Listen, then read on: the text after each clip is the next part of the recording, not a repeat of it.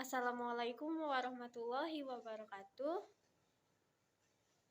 Perkenalkan, kami dari kelompok 1 yang beranggotakan saya yakni Lorenza, Nabila, dan Hana Aurelia Lutfi akan menjelaskan materi tentang masalah psikologis dalam pembelajaran. Sebelumnya terima kasih kepada Mem Duty Folia SPD MPD yang telah memberikan kami kesempatan untuk menjelaskan. Baiklah, saya akan menjelaskan pengertian dulu, yakni apa itu psikologi pendidikan.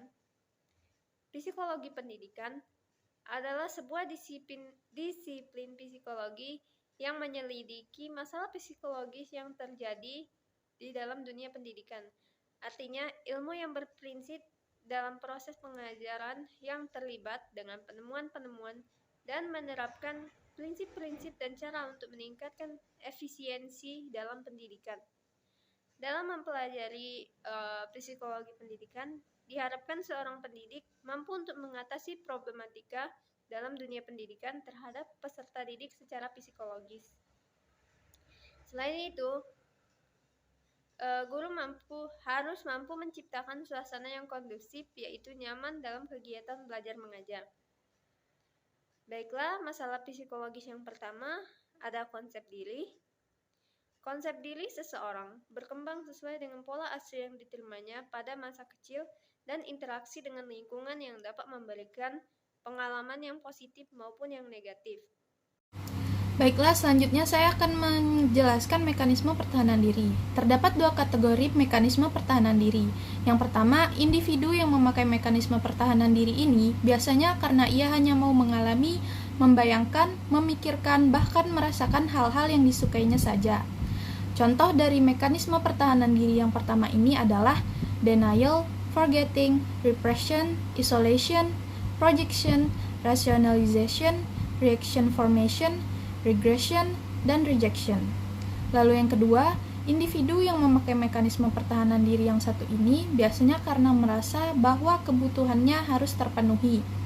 Oleh karena itu, kalau kondisi yang ada tidak memungkinkan, ia akan mencari cara lain untuk memenuhi kebutuhan itu, seperti contohnya melalui compensation, fantasi, and sublimation.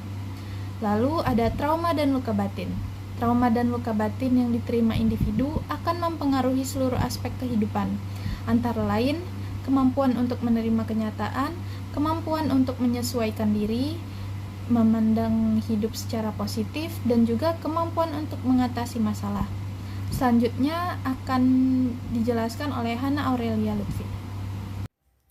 Saya di sini akan menjelaskan tentang stres. Apa itu stres? Stres adalah perasaan yang umumnya dapat kita rasakan saat berada di bawah tekanan, merasa kewalahan, atau kesulitan menghadapi suatu situasi. Penyebab stres dalam belajar dapat kita ambil dari contoh, mahasiswa cenderung memiliki stres akademik karena takut tidak dapat memenuhi harapan mereka sendiri atau keluarga, memiliki kekhawatiran mengenai masa depan, takut gagal dalam ujian, dan munculnya kekhawatiran mendapatkan ejekan dari teman ketika mendapatkan nilai rendah. Kemudian, kekecewaan dan kemarahan merupakan manifesting dari ketidakpuasan terhadap kenyataan hidup yang dihadapi. Bisa kita ambil dari contoh seperti pelajar yang mengikuti tes perguruan tinggi dan berharap untuk lulus pada program studi yang dituju, namun ia malah mendapatkan hasil yang tidak sesuai harapan. Hal ini menyebabkan munculnya kekecewaan dalam dirinya sendiri,